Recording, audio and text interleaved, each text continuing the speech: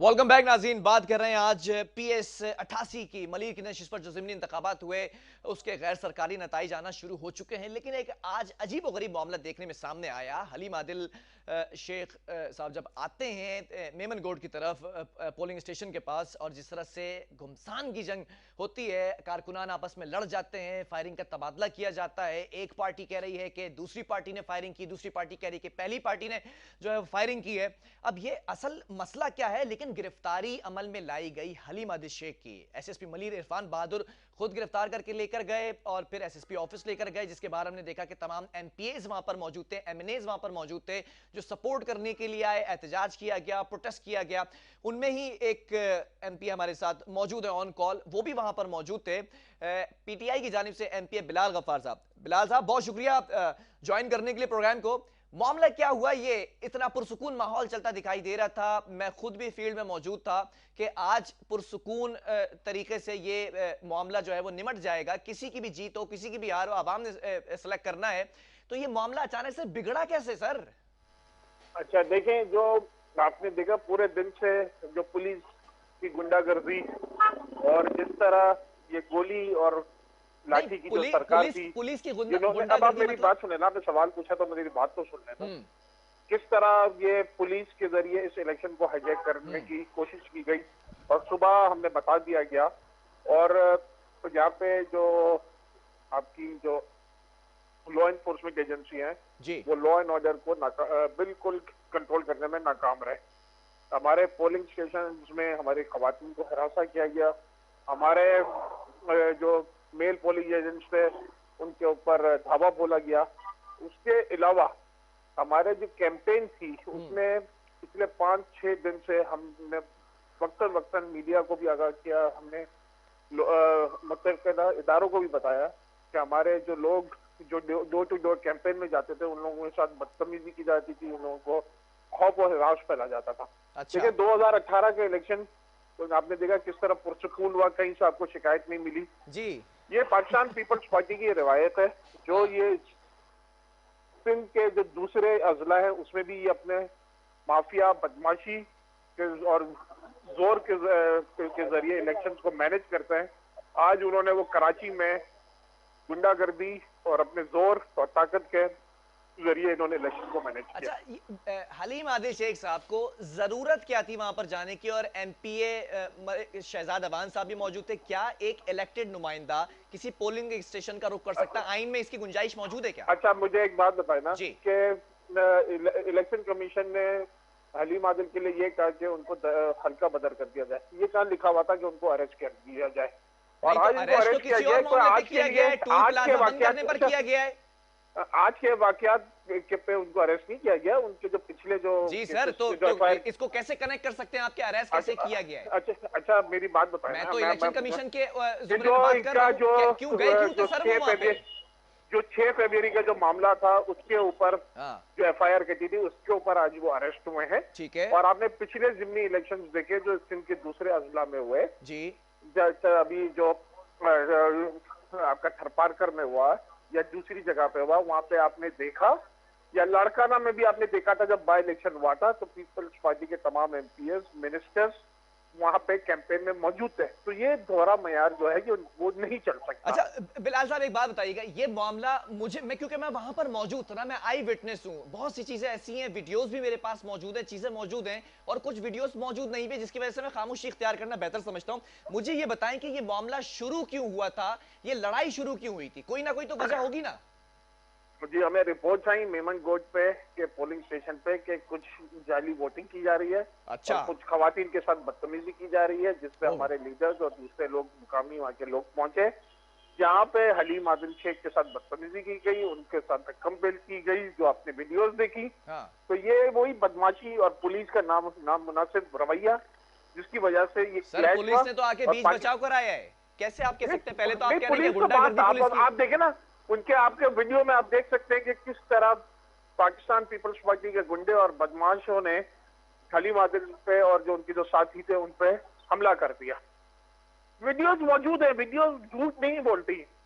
Sir, मुझे तो जहां तक मैं वहां पर मौजूद था तो आप ही की गाड़ी के इर्द गिर्द कुछ लोग मौजूद थे जो घेराव किए हुए थे, उनके हाथ में भी वेपन्स थे, उनकी जानिब से भी फायर किया जा रहा था। अब मैं कौन किसको जो किसका कारकुन मानूं? जो, क्योंकि आपको पता है अलीम आदिल शेख से ऑफिशियल सिक्योरिटी वापस ले ली गई है। हाँ। तो उनके पर्सनल सिक्योरिटी गार्ड थी और वो अपनी सिक्योरिटी के लिए वहां उनके ये गार्ड मौजूद थे। ठीक है। और जी, और हम तो है ना ये 22-24 साल से जो हमारी सियासत हो रही है जी, हमने तो हमेशा पुरअमन सियासत की मतलब है। पर्सनल सिक्योरिटी गार्ड होगा तो इस तरह आजादी के साथ फायरिंग का तबादला किया जाएगा? नहीं, फायरिंग का तबादला आप देखें, आप ये देखें ना फायरिंग का क्या फायरिंग का तबादला हुआ कितनी जी जी तो जी, एक बात है, डिबेट है। लेकिन बात यह है कि जो आपने ये देखें कि गुंडागर्दी के थ्रू और किस तरह बदमाशी के थ्रू आज हलीम आदिल को जो लीडर ऑफ द ऑपोजिशन है उनको अरेस्ट किया गया। और मैं आपको एक बात बताऊं, कानून ये कहता है कि स्पीकर के अप्रूवल के बगैर आप मेंबर ऑफ द पार्लियामेंट को अरेस्ट नहीं कर सकते। तो अभी आप लोग जो सीएम हाउस के बाहर बैठकर एहतजाज कर रहे हैं, सीएम हाउस पे गए, हमने अंदर मैसेज पहुंचाया। क्या कोई रिस्पॉन्स मिला आपको? हम सीएम साहब से मिलना चाहते हैं क्योंकि सीएम साहब ने तो ये मीडिया पे कह दिया है हर जगह कि मैं किसी को जवाब देनी हूँ। वो एक अपनी ताकत के नशे में बैठे हुए, उन्होंने हमसे कोई जवाब नहीं है। हमारी आला क़यादत सुबह बैठेगी और हम इस पे एक लायमन तय करेंगे। और अगर ये नाइंसाफी और ये जो माइंडसेट सिंध हुकूमत का चल रहा है, अगर ये सिंध हुकूमत अपना माइंडसेट चेंज नहीं किया तो ये सिंध हुकूमत किसी चीज के लिए भी तैयार है। अच्छा, फिर मैं वही सवाल करूंगा कि हलीम आदिल शेख ऑब्वियसली दौरे पर निकले हुए थे, क्योंकि मेरे उनके जो करीबी लोग हैं वो उन राब्ते में था। मैं खुद भी कवरेज के लिए पीछे दवा था। तो ये दौरे पर निकले और पोलिंग स्टेशन की तरफ जा रहे हैं। मुझे ये बताया जा रहा है कि पोलिंग स्टेशन में अंदर जाने के लिए कहा जा रहा था, जिसकी वजह से रोका गया सामने कारकुनान की जानिब से, और फिर ये मामला देखने से आया। तो सर, अंदर जाने की जरूरत क्या थी? सवाल तो ये पैदा होता है, आईन में गुंजाइश है क्या? मुझे एक बात बताएं, अगर कैंडिडेट अंदर जाना चाहता है, चीफ पोलिंग एजेंट अंदर जाना चाहता है, या कारकुन अंदर जाना चाहता है और अगर वो इजाजत नहीं दी जाती, तो मुझे बात बताओ, एक तरफा इजाजत दी जाए और दूसरी तरफ इजाजत नहीं दी जाए, तो यही तो मैं कह रहा हूँ कि इलेक्शन को हाईजैक किया गया। लेकिन ऑपोजिशन लीडर अगर अंदर जाना चाहता है पोलिंग स्टेशन में, क्या इजाजत है? वो है ना मामला को देखने के लिए वो कैंडिडेट तो नहीं है ना सर, सपोर्ट करने आ रहे हैं, वैसे ही मसला हो जाएगा। नहीं कर रहे थे ना, देखिए आज तो इलेक्शन डे, वहां पे कोई कैंपेन तो नहीं कर रहे थे ना वो। सर, कैंपेन करें ना करें, इलेक्शन कमीशन ने फिर हल्का छोड़ने का क्यों कहा? क्या इलेक्शन कमीशन को ये बात मालूम नहीं है कि जो है आज बिलाल गफ्फार साहब, मुझे एक बात बताना, सिंध के दूसरा जिला में बाई इलेक्शन हुए, जहाँ इलेक्शन मौजूद थे, उस वक्त सारे इदारे काम मौजूद थे। आप ये बताएं ना, दौरा में यार हम नहीं चलने देंगे। मैं एक सवाल कर लूं सर, अगर जान की अमान पाऊं।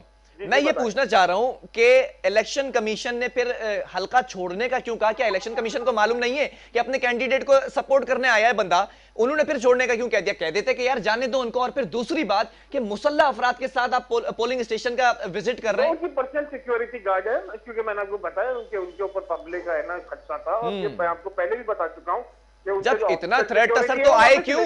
जब इतना थ्रेट था सर, इतना थ्रेट था कि सुबह प्रेडिक्शन कर रहे हैं कि ऐसा कुछ हो सकता है, फिर आए क्यों जब इतना थ्रेट था? क्या वोट डालने आए थे क्या? नहीं, तो मुझे एक बात बताइए, अगर पीपल्स पार्टी खौफ और हिरास का है ना, अगर वो एक फजा कायम करेगी तो हम चुप रहेंगे? हम तो मुकाबला करेंगे, हम तो इनको एक्सपोज करते रहेंगे। सर, ये कैसा मुकाबला था? इनके फेक केस, इनको हम चुप, इनको है ना ये बदमाशी और गुंडागर्दी करने देंगे तो हम चुप रहेंगे?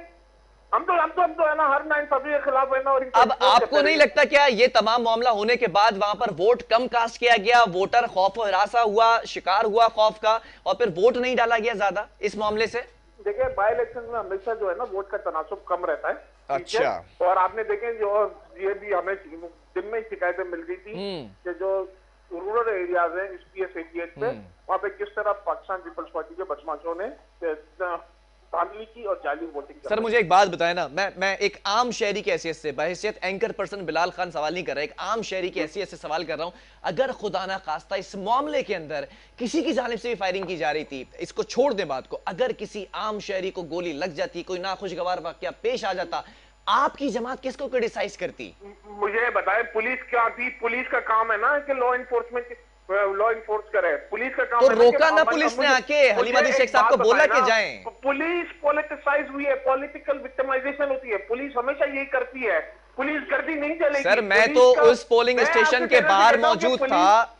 मेरी बात सुन लेना, मैं कह रहा हूँ पुलिस जो है वो अपना काम करे, और पुलिस जो है वो पाकिस्तान पीपल्स पार्टी की पेरोल पे काम नहीं कर रही, वो हमारे टैक्सों पे काम करती है, और वो है ना सूबे की पुलिस है। अच्छा, अगर अगर इलेक्शन कमीशन मना कर देता है कि हलीमा दिल शेख अंदर नहीं जाएंगे, तो क्या पुलिस जाने दे, उनको रोके भी ना? जी क्या कह रहे हैं? मैं ये कह रहा हूं कि अगर इलेक्शन कमीशन उनको मना कर देता है कि आप नहीं जा सकते अंदर, तो क्या पुलिस जाने दे, पुलिस इजाजत दे दे? पुलिस नहीं माने? बात जाने या ना जाने की नहीं है, बात तो ये कि उनके ऊपर अटैक हुआ ना, उनके ऊपर है ना, मेरे पास वीडियोस मौजूद है, मैं भी आपको है ना प्रोग्राम के बाद आपको भेज देता हूँ वीडियोस जी। क्या हो रहा है, तो ठीक है ना, वो तो सारी वीडियोस मौजूद है कि किस तरह धावा बोला गया। और अगर कोई गलत काम हो रहा है तो उसमें आपने रोकने के लिए इलेक्टेड पार्लियामेंटेरियन जा सकता है। अच्छा, मुझे मैं भी है ना, मुझे एक आखिरी सवाल आपसे, आपका जवाब चाहिए बिलाल गफ्फार साहब। अब ये इलेक्शन तो हो चुके हैं ना, अब सरकारी नताइज भी आने वाले हैं, गैर सरकारी भी नताइज आ चुके हैं, पीपल्स पार्टी को अक्सरियत हासिल हो रही है, क्या कहेंगे इस पर? देखिए वैसे ही 2018 में पीपल्स पार्टी की सीट थी, ठीक है, और वो पीपल्स पार्टी ने अपनी सीट है, हम ये सिलेक्शन को रिजेक्ट करते हैं, हम इस सिलेक्शन के ऊपर तहफ्फुज़ आता है।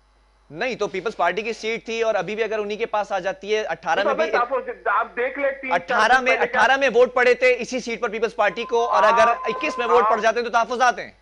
नहीं, मैं ये नहीं कह रहा ना, मैं ये कह रहा हूँ आप 3-4 दिन पहले के सर्वेज उठा ले, इंडिपेंडेंट सर्वेज उठा ले, और आप देख ले कि वहाँ पे पीपल्स पार्टी की कितनी मकबूलियत थी। सर्वे, और आप ये देख ले कि ये टीएमसी मलीर जो है इलेक्शन हारने के खौफ में, उन्होंने वहाँ पे कराची वाटर सीवरेज बोर्ड, वहाँ पे के डीएमसी, दूसरे तमाम मशीनरीज वहाँ पे यूज की गई, गवर्नमेंट मशीनरी। चले सर, कुछ तो किया उन्होंने, लेकिन सर्वे का तो तहरीक इंसाफ के प्रेशर पे ही करती है ना, हम इनको भगाते रहेंगे। और सर आपके प्रेशर पे कुछ तो किया ना उन्होंने, लेकिन आपने क्या किया? ये आप क्रेडिट है ना पाकिस्तान तहरीक, आपने क्या किया सर? मैं अगर हमने जो हमारी फेडरल हुकूमत की जो कारकर्दगी है, उस पर आप एक और प्रोग्राम कर रहे हैं, मैं आपको 1 घंटे में सारे पाकिस्तान तहरीक इंसाफ की कामयाबी आपको गिना दूंगा। चलें, बहुत शुक्रिया बिलाल गफ्फार साहब, आपने प्रोग्राम के लिए वक्त दिया। नाज़रीन, मामलात सुलझने का नाम नहीं ले रहे हैं, मैं बात करूं तो किससे करूं, मैं सच तलाश करूं तो किसके पास जाकर तलाश करूं? जिससे बात करता हूं लानतान की जाती है, तंज के निशान बरसाए जाते हैं। पीपल्स पार्टी से कहता हूं तो कहते हैं कि हलीमा दिल शेख आए थे, और जिस तरह से मुसल्ला बरदार अफराद के साथ आए थे, फायरिंग का तबादला किया गया। पीटीआई से पूछता हूं तो हलीमा दिल शेख साहब कहते हैं, या उनके एमएनएज एमपीएस कहते हैं कि पीपल्स पार्टी ने डर में, खौफ में ये काम किया। फैसला अब इन्वेस्टिगेशन इदारों ने करना है कि हुआ क्या था बेसिकली, लेकिन मैं वहां पर खुद भी विटनेस में मौजूद था। वक्फे के बाद इसी पर बात करेंगे और एक और सियासी जमात का मौकफ लेंगे इस पे।